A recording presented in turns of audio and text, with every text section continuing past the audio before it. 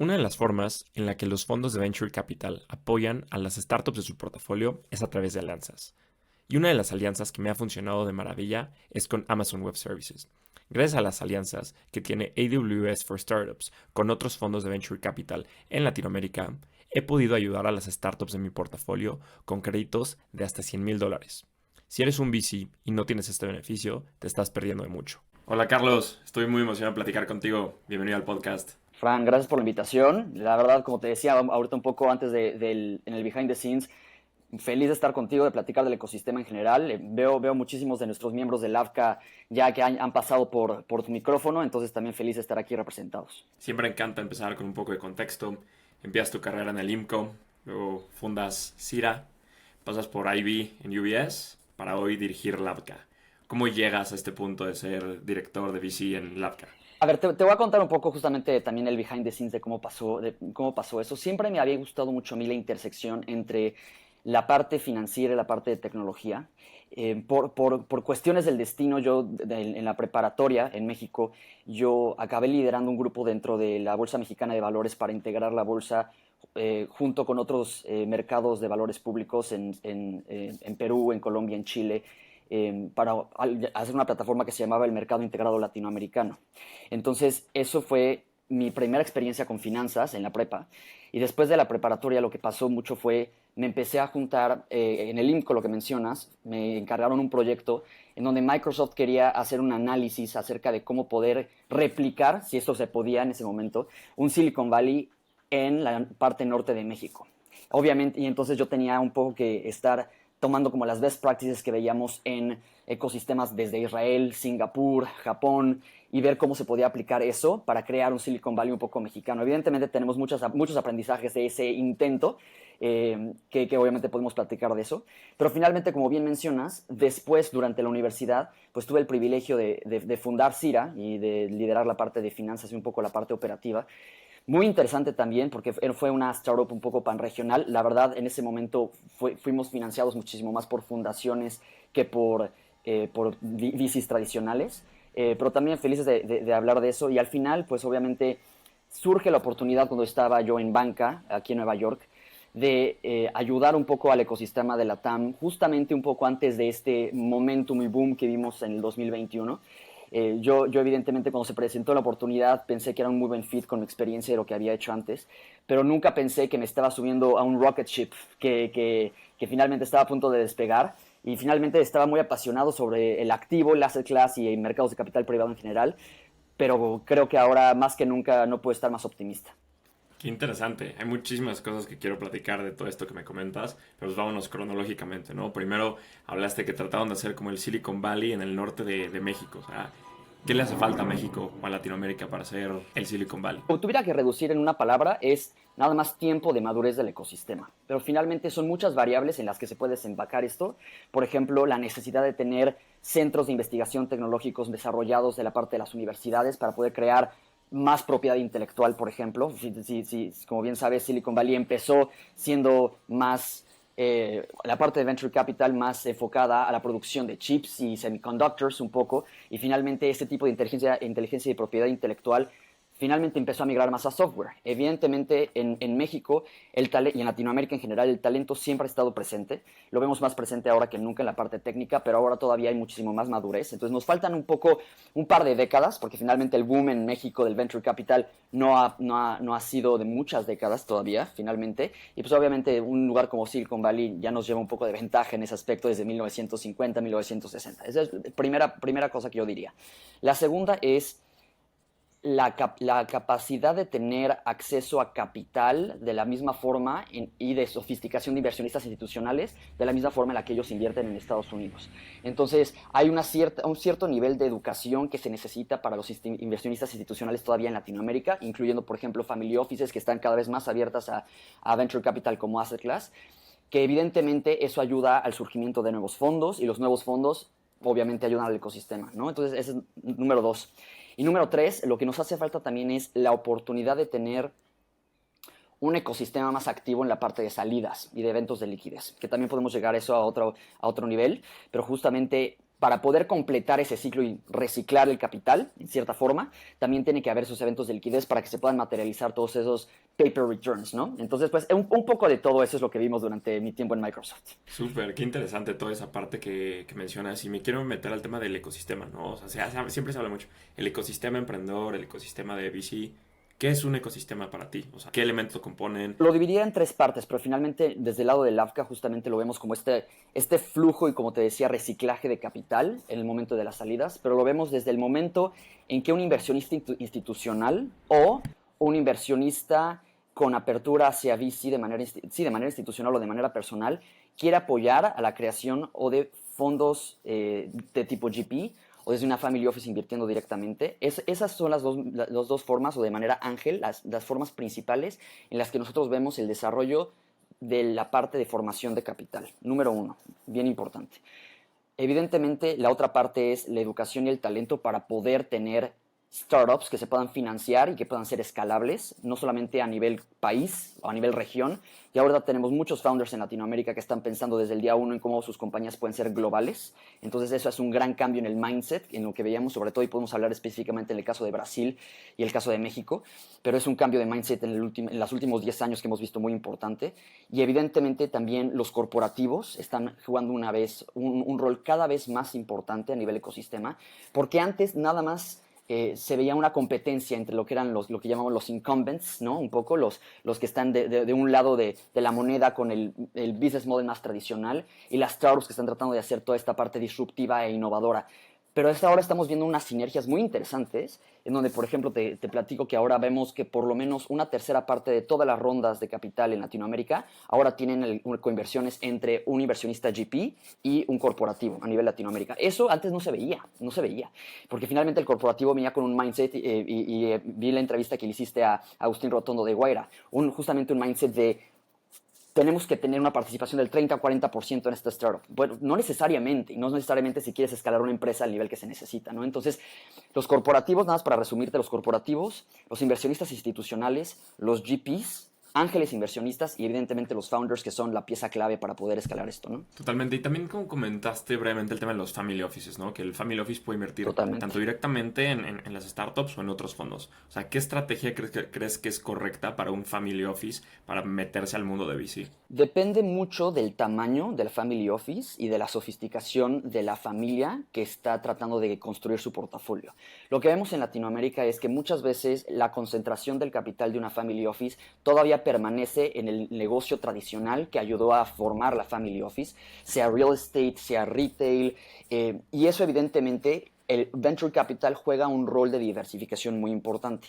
Pero finalmente el nivel de actividad y de allocation que le quieras dar dentro de tu portafolio también es una pieza clave de la pregunta de la estrategia, porque tú necesitas determinar como familia y como family office si vas a contratar un equipo específico para alternativos, un equipo específico para venture capital, o si finalmente de manera de escalabilidad no tienes ni los recursos ni el tiempo para poder estar viendo deal flow, para poder estar ganando deals y entrar en deals, y lo mejor que puedes hacer en ese momento es invertir como LP en fondos que sí tengan esa sofisticación y ese nivel de estrategia. Entonces, depende muchísimo, pero finalmente solamente el costo de poder manejar una family office normalmente es entre el 0.5% y el 1% de AUMs de la family office. Entonces, finalmente, dada la escalabilidad de los AUMs, es justamente el equipo que tú puedes tener y finalmente qué tan familiarizado estés con el asset class. Ahora, lo que también podría decir es, ha cambiado mucho el tipo de family offices y más bien el origen de la riqueza de una family office en Latinoamérica con las nuevas generaciones de los founders que ahora están consolidándose, ¿no? Y ya obviamente no solamente tenemos a Marcos Galperín con Mercado Libre, y no solamente tenemos a Martín Migoya con Globant, sino también tenemos a Vitex y tenemos a family offices en México, que finalmente están muchos más familiarizados con Venture Capital como asset class y no necesitan ese tipo de educación para poder tener un equipo tan sofisticado y entonces sí estar convencidos de la oportunidad del asset class, ¿no? Entonces, jugadores muy importantes, pero depende mucho de la estrategia con la que tú quieras empezar. ¿Cómo generas esta sofisticación en los inversionistas, ¿no? Y también lo mencionabas hace rato en el tema del ecosistema, ¿no? Que todavía no está tan sofisticado como en Silicon Valley, faltan varios años, pero ¿cómo generas? Sí, claramente ya tienes algunos que ya son sofisticados me refiero, pues ya van en su tercer fondo, en su cuarto fondo, ya vendieron una empresa, etcétera. O sea, ese tipo de personas ya saben cómo funciona este modelo de negocio, pero cómo generar esta sofisticación en estas personas que apenas están comenzando o que quieren involucrarse. Dos formas muy importantes. La primera es, sirve y le ha servido muchísimo al ecosistema tener exposición a actores globales que están coinvirtiendo en rondas y pueden de alguna forma darle a gestores locales la oportunidad de familiarizarse con lo que podremos decir que son mejores prácticas para poder hacer diligence a nivel de portafolio, diligence a nivel de fund managers, para saber qué esperar, cuáles son los benchmarks correctos. Y como bien sabes, capital privado en general a nivel global es un sector, es una industria no completamente transparente en la parte de benchmarks, en la parte de información y de data y de insights. Y en Latinoamérica, como una región todavía en desarrollo, todavía hay una capa más de opacidad en la cual los gestores tienen que poder familiarizarse con ella y estar cómodos con ese nivel de opacidad para poder manejar los mercados. Entonces, número uno es literalmente invirtiendo se aprende, es la mejor forma, invirtiendo se aprende y es con esos actores globales con los que se ha podido también madurar más el ecosistema, número uno. Número dos, evidentemente organizaciones como Labka tienen un rol muy importante en crear plataformas educativas para poder enseñar este tipo de mejores prácticas a los gestores que ya están consolidados y a los fondos emergentes también durante la región. Te doy un poco de ejemplos en la importancia de ahorita de el poder tener un portafolio que tenga buenas prácticas de lo que llamamos ESGs, ¿no? Que tenga un impacto social, de gobernanza ambiental importante. Y en la parte de monitorear eso, cómo los LPs lo están pidiendo cada vez más y los fondos en fundraising cada vez más están teniendo que tener una estrategia fija antes de hacer fundraising en la parte de ESG, la parte de inclusión de género, que ahora, por cierto, Latinoamérica, la verdad estamos muy felices porque estamos liderando ahora a nivel global las estadísticas de inclusión de género a nivel startups, mientras que en los mercados globales sí estamos viendo una reducción desafortunadamente en dólares que se van a mujeres lideradas, a dólares que se van a compañías lideradas por mujeres. Entonces, ese tipo de mejores prácticas, evidentemente, también se pueden enseñar a nivel organizacional, pero hasta que no se ponen en práctica muchas veces el aprendizaje no se materializa, ¿no? Entonces creo que es una combinación de ambas cosas. Ahora sí, entrando ya al tema del Labka, ¿no? Normalmente en este podcast platico con fund managers, pero creo que Labka es una pieza fundamental en el ecosistema de Latinoamérica, especialmente para VC. En Labka ven tanto PI como VC. O sea, ¿qué es lo que hacen en Labka? Si me puedes definir como qué hace esta organización, cómo potencializan este ecosistema que ya ahorita definimos, ¿qué hacen en Labka? LAFCA es una organización es una organización de membresías. Nuestros miembros son los fondos que están activamente invirtiendo o viendo oportunidades de inversión en Latinoamérica, independientemente de si estás basado en Latinoamérica o estás basado globalmente afuera de la región. Evidentemente tenemos miembros de China, de Singapur, de Estados Unidos, de Europa, que están activamente viendo la oportunidad de invertir en Latinoamérica. La oportunidad que Labka siempre le ha abierto a sus miembros, que sus miembros son los fondos de inversión y los inversionistas institucionales, es la oportunidad de tener visibilidad a nivel ecosistema, no solamente a nivel país, sea México, Brasil, Argentina, Chile, sino poder entender a nivel ecosistema cuáles son esas tendencias que está pasando. Te podría dividir la oportunidad y más bien el impacto que Labka tiene en tres vertientes específicas.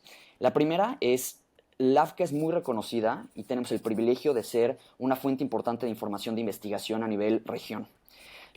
Finalmente, inversión acerca de inversiones, desinversiones y exits, fundraising. La verdad, podemos tener la confianza de inversionistas institucionales que cuando están viendo un deck de algún GP, normalmente les piden poderlo contrastar con información y data de LAFCA, dada la cercanía que nosotros tenemos con los gestores que están activamente realizando estas actividades en la región. Entonces, ese es número uno. Número dos es LAFCA también es visto como una plataforma importante de media y de publicaciones acerca de tech, también por la cercanía que tenemos con esta network. Y finalmente, somos hosts de una serie de reuniones de inversionistas de capital privado a nivel anual y a nivel semestral, en donde nos gusta justamente hacer que estos inversionistas se conozcan para que puedan coinvertir, para que puedan tener la oportunidad de tener un nuevo GP en su portafolio. Entonces, somos desarrolladores de ecosistema, pero también tenemos el privilegio de poder señalar de la forma correcta a los inversionistas globales que quieran entrar en la región quiénes son las partes importantes con las cuales ellos deberían estar comunicando y estar hablando. Me encanta el boletín que publican. Creo que es mes a mes o cada 15 días con todo lo que pasó en temas del ecosistema. Ahora, en LAVCA, o sea, estás basado en Nueva York. ¿Por qué está en Nueva York y qué ven desde allá que les hace cubrir toda Latinoamérica? ¿Cuál es la idea de esto? LAVCA nace en Nueva York principalmente por la oportunidad que existe de conectar la región con inversionistas globales, pero sobre todo la parte de inversionistas institucionales, que cada vez menos, pero la concentración de capital de inversionistas institucionales está mayoritariamente basada en Nueva York, de los grandes fondos, sobre todo que invierten en grandes fondos de private equity, por ejemplo. Y te recuerdo, por ejemplo, que LAVCA, de hecho, inició como una asociación enfocada en private equity en Latinoamérica, porque empezó en 2003 y en 2003 el ecosistema de venture ni siquiera en Brasil era tan desarrollado, ¿no? Entonces, evidentemente, el enfoque era private equity. Ahora, más del 60% de toda la membresía de LAVCA son fondos de VC. Hemos tenido una evolución muy importante. Pero finalmente, los inversionistas institucionales siguen viendo a Nueva York como un epicentro importante, tanto para hacer diversificación de sus portafolios y conocer a los managers que están viendo a nivel región, en lugar de tener una particularidad por invertir en México, en Colombia, en Brasil. Entonces, nosotros, por ejemplo, nos apoyamos mucho en las organizaciones locales, como puede ser AmexCap, ABBCap, ARCAP, que tienen una cercanía más a nivel ecosistema, a nivel país, y que pueden tener un rol más importante, por ejemplo, en la consolidación de políticas públicas para que el ecosistema de capital privado se desarrolle a un nivel más micro. Pero nosotros intentamos poner a Latinoamérica en un contexto global. Y, por ejemplo, estamos ahorita justamente activamente planeando nuestra reunión anual que se llama LAVCA Week, que va a ser en octubre este año en Nueva York. Y justamente siempre el framing de la conversación siempre es cómo los inversionistas están comprando LATAM con el resto de los mercados, ya sean mercados más desarrollados, mercados más nacientes, pero siempre ese es el lente. El lente es por qué me debería de interesar la TAM, y nosotros siempre intentamos, como te decía hace poco, intentamos ser muy optimistas de lo que está pasando, pero también muy realistas, porque la reputación de LAVCA siempre se ha consolidado gracias a la credibilidad que tenemos, y esa credibilidad requiere imparcialidad ante todo. ¿Cómo ven los inversionistas de Estados Unidos, de Nueva York específicamente, a la TAM? ¿Cuál ha sido tu experiencia platicando con LPs de fondos? Al final del día, que son estos enablers de capital que llega al VC y luego llega la startup, ¿no? ¿Cómo lo ven estos inversionistas? Muchos inversionistas han pasado y han evolucionado de ver a la TAM como una estrategia oportunística a tener estrategias dedicadas y allocations de sus portafolios específicamente para Latinoamérica. Muchos de ellos todavía se encuentran en etapas muy nacientes a nivel institucional dentro de sus programas de inversión, en donde ven invertir en Latinoamérica como parte de su programa de gestores emergentes, por ejemplo. Pero evidentemente hay un rol muy importante también de educación a nivel institucional para poder enmarcar bien qué es un inversionista emergente a nivel GP en Latinoamérica. Y finalmente cómo eso ajusta mucho sus ticket sizes y sus cheques que ellos pueden escribir. Porque no es lo mismo un inversionista GP emergente en Estados Unidos que en Latinoamérica. Y finalmente ese tipo de exposure lo tienen que poder adaptar. Puedo literalmente dar un poco más detalles en eso, pero por ejemplo, existen inversionistas en donde les gustaría, por ejemplo, tener un 20 al 25% de un GP stake y al mismo tiempo su cheque mínimo de inversión son de 80 a 100 millones de dólares. Que finalmente, como bien sabes, son cheques muy grandes y estás diciendo que es un implied fund de 400 millones por lo menos. El universo de fund managers en Latinoamérica todavía no es tan grande, arriba de los 400 millones, como para poderlo llamar emergentes. Y yo diría, me permitiría decir que arriba de los 400 millones en Latinoamérica ya es un fondo muy establecido, que no está en su primer fondo, ya está en su segundo, tercero o cuarto fondo, y finalmente ya estaríamos hablando de CASEC, Monashis, Valor, etc. Entonces, finalmente, sí hay un nivel de educación importante, pero Latinoamérica desde el 2021, que vimos este boom de inversión en donde se cuadruplicó cualquier récord anterior, los inversionistas institucionales pasaron de ver muchas veces a Latinoamérica como un nice to have a un must have, y por lo menos a un must have de poderlo monitorear de manera activa y tal vez no estar extremadamente activos, porque evidentemente y podemos hablar muchísimo más de lo que ha pasado en 2022 y 2023, pero finalmente seguirlo contemplando como para tener o un equipo local, para tener una allocation específica, como lo estábamos mencionando anteriormente, o si no, simplemente para poder ver qué compañías o qué fondos ellos están basados en Estados Unidos pueden tener exposición a coinvertir con otros en Latinoamérica, aunque ellos directamente no estén invirtiendo en estos fondos. Entonces, finalmente, Latinoamérica ya no es, ya se pasó la etapa en donde Latinoamérica era un nice to have y nos encanta ver eso. ¿Crees que hay un límite para el capital invertible en Latinoamérica? Imagínate, me pongo a pensar, tienes 30 fondos que invierten $1 billion cada uno en la TAM. O sea, ¿crees que Latinoamérica está listo para este tipo de capital? Latinoamérica ha pasado por muchos ciclos y la realidad es que te lo podré contestar de dos formas. Por un lado, nuestro récord más grande de inversión a nivel regional en 2021, que fueron alrededor de 16 mil millones de dólares, no es ni siquiera lo que se junta en un solo año en Nueva York o en San Francisco o en Miami a nivel ciudad. Entonces, si haces ese comparativo, te das cuenta que a nivel región sí existe una severa falta de capital para poderse invertir. Ahora, del otro lado es cuál es la cadencia de esa absorción de capital que se puede tener a nivel startups en el ecosistema y la construcción de un portafolio en donde esperas tener varios home runs, pero finalmente esperas que la mayoría de tus startups, porque así es Venture Capital, no van a poder tener una salida exitosa y finalmente no se van a poder consolidar en el ecosistema. ¿Qué es lo que está pasando? Evidentemente hubo una duda cuando finalmente en 2019 SoftBank empezó a invertir en Latinoamérica de si íbamos a tener espacio a nivel mercado para tanto capital. Ahora, esa duda ya no existe, sobre todo, y ahora se ha consolidado más, por ejemplo, no sé exactamente cuándo va a ser el lanzamiento de este podcast, pero a nivel de grabación hoy, ayer y antier vimos las noticias de Pismo en Brasil, con esta salida de $1 millones, $1 billion, que finalmente otra vez estamos viendo salidas importantes y estamos viendo que los corporativos globales cada vez ven más atractivas la compra de activos en Latinoamérica como una buena forma de posicionarse en la región. Evidentemente tenemos el caso de Visa. Entonces eso es lo que nos mantiene muy optimistas de ese lado, de que sí hay oportunidad de invertir tanto capital y al mismo tiempo poder tener esas salidas exitosas. Ahora, de que necesitamos más actividad en la parte de exits, sin duda alguna. Y de que necesitamos, por ejemplo, que más mercados públicos locales se desarrollen más, también sin duda alguna. En México, por ejemplo, nos falta ver muchísimos casos de éxito que se quieran listar en la Bolsa Mexicana de Valores o en Viva. Y en el B3, en Brasil, evidentemente, sí lo vemos de manera más frecuente. Pero finalmente, de que falta mucho. De que existe una capacidad, una necesidad ahorita de capital de growth equity, también eso es algo muy importante que mencionar. Entonces, de que hay espacio, existe, pero finalmente ahorita el ecosistema está pasando por un ciclo muy importante en donde existen más oportunidades para los jugadores globales que para los jugadores locales a nivel de growth. Podemos hablar específicamente de Bicycle, pero de eso tenemos una mirada muy optimista a nivel ecosistema también. ¿Cómo llegas a tener este tipo de salidas? Hace un par de días se anunció esta salida de Pismo por parte de Visa, $1 billion en nivel Brasil. Y comparto totalmente lo que dices. En México, pues sí, las empresas que quieren hacer IPOs en México dicen, pues la verdad la bolsa no es tan profunda, me voy a Estados Unidos, a Nueva York a hacer allá mi IPO. O sea, y si lo hago en 1, 2, 3 años, que sea allá y que no sea en México.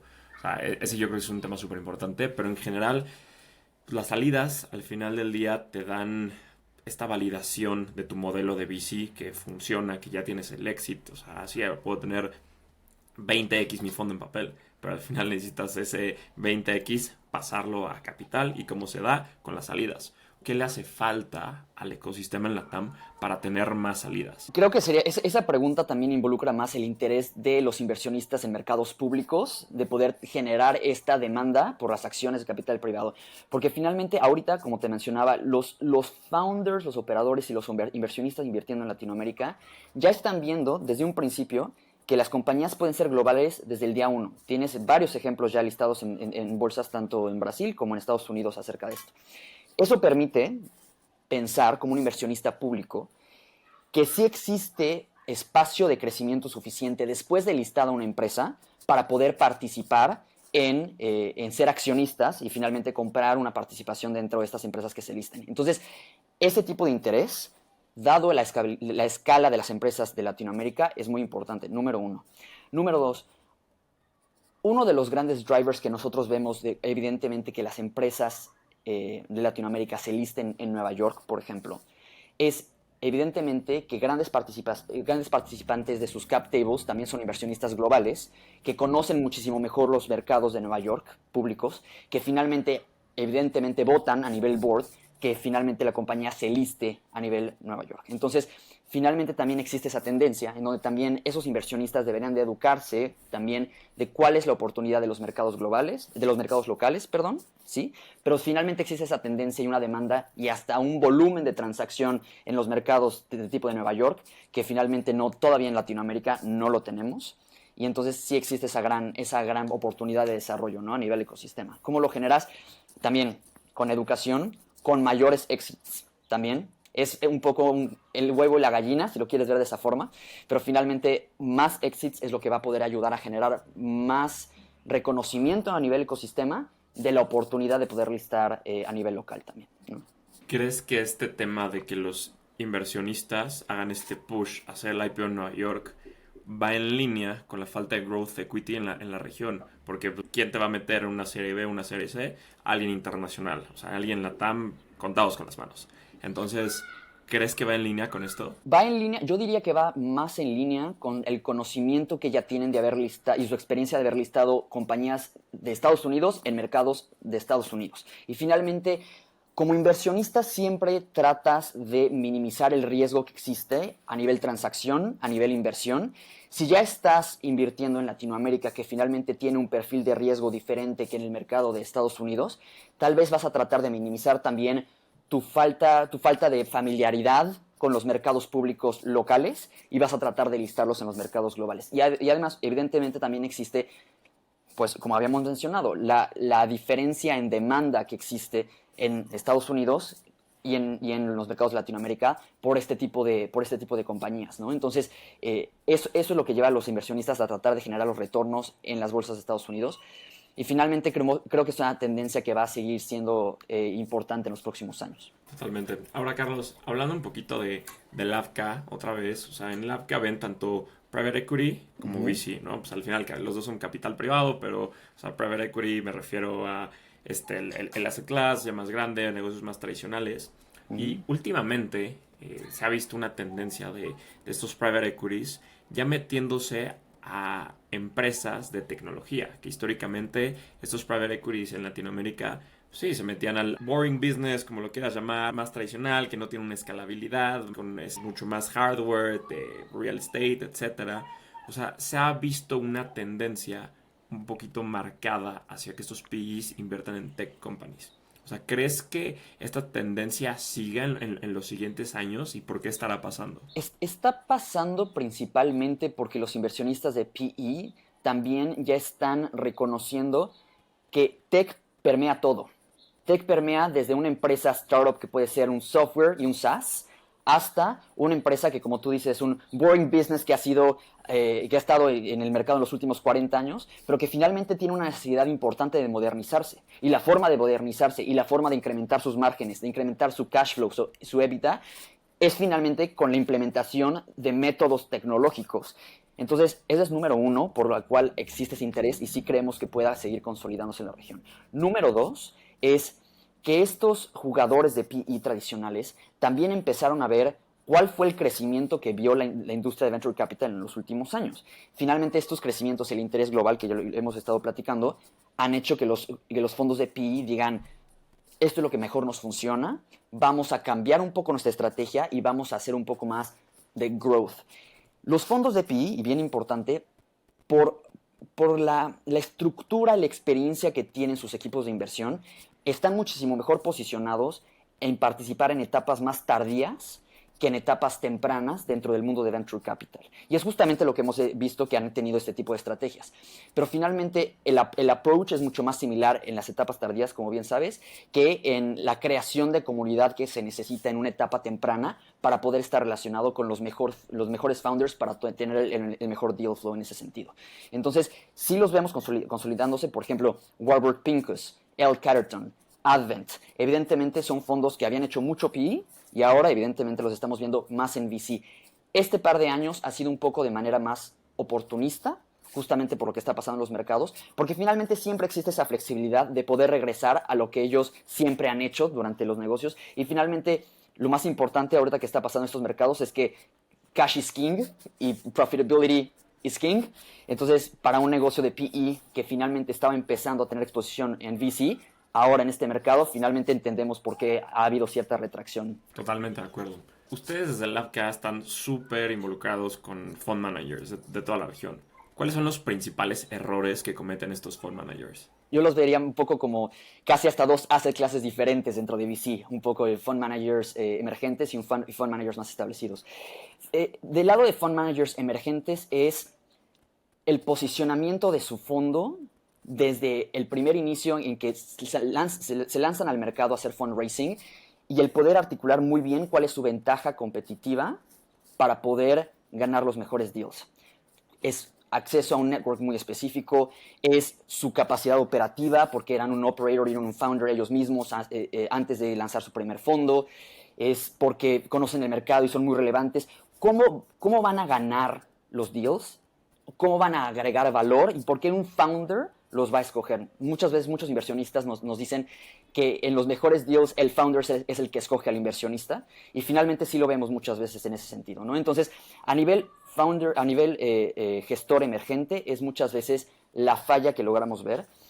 Hay muchos fund managers, por ejemplo, que se lanzaron los últimos 2 años, que estamos nosotros tratando de apoyar mucho en ver cómo pueden posicionarse dentro del mercado, porque si no, finalmente, si hay un cierto riesgo de, si no hay una ventaja competitiva, si hay un cierto riesgo de que su propia experiencia se pueda hacer un commodity, ¿no? Dentro del mundo de VC. ¿Por qué invertir en un fondo, en este fondo de emergente versus otro fondo emergente que me dan exactamente lo mismo, que nada más es, pues tal vez capital y el hecho que están interesados en VC? Entonces, los inversionistas institucionales ven muchísimo cuál es esa ventaja. Ese es el lado emergente. Del lado más establecido, lo que vimos también en el mercado local es la capacidad de tener disciplina en la cadencia de inversión cuando existen mercados de tipo más hype a nivel ecosistema, exactamente, 2021, que lo que descubrimos justamente es que evidentemente las rondas se empezaron, y entendemos, esto no es del lado de los GP solamente, porque tú podrías decir, pues al GP nada más slow down, ¿no? Ahora sí que relájate un poco, ¿no? No inviertas tan rápido, pero la realidad es que también existe un push que muchas veces viene desde los inversionistas institucionales, que ellos ven qué tan caliente está el mercado y al mismo tiempo le preguntan a sus GPs, ¿por qué no estás en ese deal? ¿Y por qué no estás en esa ronda? ¿Y por qué no estás...? Entonces, finalmente, la presión suave existe, no solamente a nivel GP, sino desde el LP muchas veces, el poder tener esa conexión, ¿no? Muchas veces el LP puede cuestionar, ¿seguiré siendo parte del segundo o un tercer fondo de este manager si es que no está invirtiendo en estos mejores deals porque son los deals que están haciendo headlines? Y si te das cuenta, muchas veces ahora, los headlines que estamos viendo a nivel ecosistema ya han cambiado el enfoque de tener, por ejemplo, rankings de compañías a nivel evaluación y ahora son rankings de compañías a nivel revenue, a nivel top line growth, justamente por ese cambio en el ecosistema también, ¿no? Entonces, esa cadencia de inversión creo que también es importante que la puedan manejar hasta los fondos más establecidos. Entonces, yo creo que esas son las dos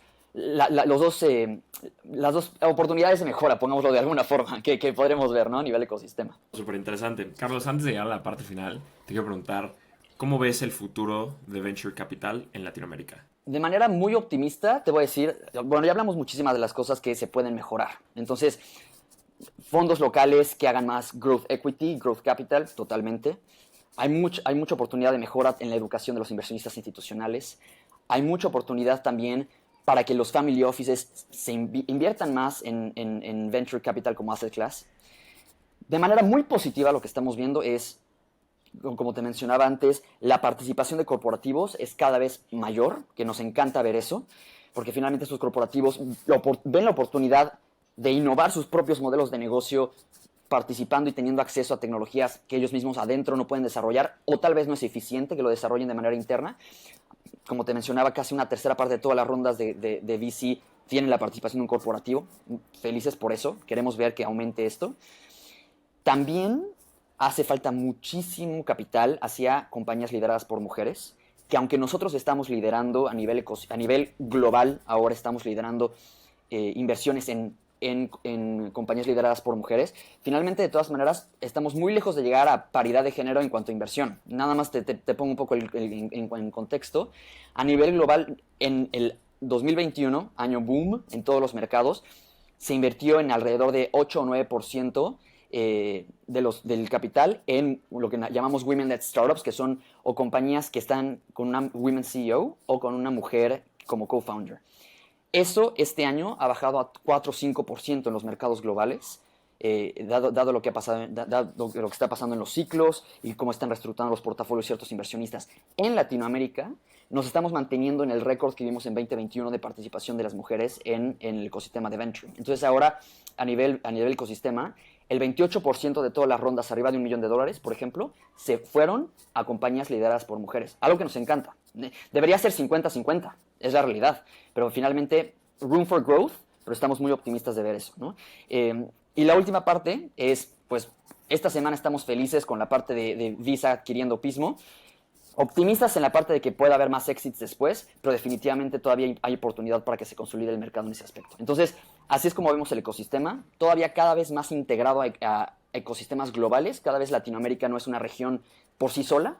Y antes veíamos, hace 10 años, por ejemplo, cuando te sentabas con un gestor en Brasil o con un founder en Brasil y le preguntabas, ¿cuándo te vas a expandir al resto de Latinoamérica? La pregunta era, ¿y por qué? ¿Por qué? ¿Cuál es la necesidad? Tengo un mercado enorme, tengo liquidez, tengo cierta sofisticación en este mercado hace 10 años, no necesito más. Ahora, cuando piensas en un gestor latinoamericano en general, ellos siempre marcan la conversación de cuándo se empiezan a expandir afuera de Latinoamérica. Entonces, ahora es una conversación global en donde se involucra Latinoamérica en lugar de ser una conversación de cada país cuándo me voy a expandir a nivel regional. Entonces, así es como lo vemos, mucha oportunidad de evolución, pero al mismo tiempo muy positivo, ¿no? Comparto tu optimismo en ese sentido. Yo creo que también el futuro es muy interesante para América Latina. Estamos en primeras etapas y mucho más la parte de Spanish Speaking Latam, México. Si lo comparas, no sé, Brasil ya tiene esta ola de second time founders que ya vendieron compañías y están fundando empresas. Argentina igual, pero México todavía no, apenas está empezando. Entonces se viene un ciclo muy interesante para México en ese aspecto. Llegamos a la parte final de la entrevista. Te voy a hacer unas últimas preguntas donde te pido que la respuesta sea lo más breve posible. ¿Preparado? Perfecto, listo. ¿Cuáles son las tendencias que más te emocionan? En Latinoamérica, inversión en mental health startups, inversión en clean tech startups, inversión en talento en la parte de HR Tech. Yo creo que son las tres que me emocionan. Obviamente FinTech e e-commerce han evolucionado mucho, pero esas son las tres no obvias que me gustan mucho para la región. ¿Qué harías para fomentar las inversiones en los fondos de Venture Capital de la TAM? Más reuniones con inversionistas institucionales en donde se acerquen a ver los mejores fondos que está teniendo la región y por qué es una oportunidad increíble invertir en Latinoamérica. ¿Generalista o especialista? Generalista. ¿Qué consejo le darías a un first time fund manager? Lanza tu fondo después de haber consolidado importantes relaciones con los LPs que ya tienen confianza en tu track record y aprende a diferenciarte. Me gustó mucho. Por último, ¿cómo ves a Lavka dentro de 5 años? Espero más dominada por Venture Capital, pero esa es una opinión estoy muy sesgado. Pero la verdad, todavía con un rol más importante a nivel global. Estamos teniendo conversaciones muy interesantes con gestores en Medio Oriente, por ejemplo, y en el sudeste asiático, que están cada vez más interesados en la región. Entonces nos veo todavía más como un faro importante en poder dirigir el ecosistema y en poder abrir puertas de la forma necesaria a los inversionistas que estén interesados. Carlos, disfruté muchísimo platicar contigo, súper interesante todo, muchísimas felicidades por todo lo que has hecho desde Lavka y todo lo que vienen haciendo y lo que seguirán haciendo por el ecosistema, súper valioso y muchísimas gracias por el tiempo. Fran, gracias por la invitación y evidentemente continuamos en contacto. Gracias.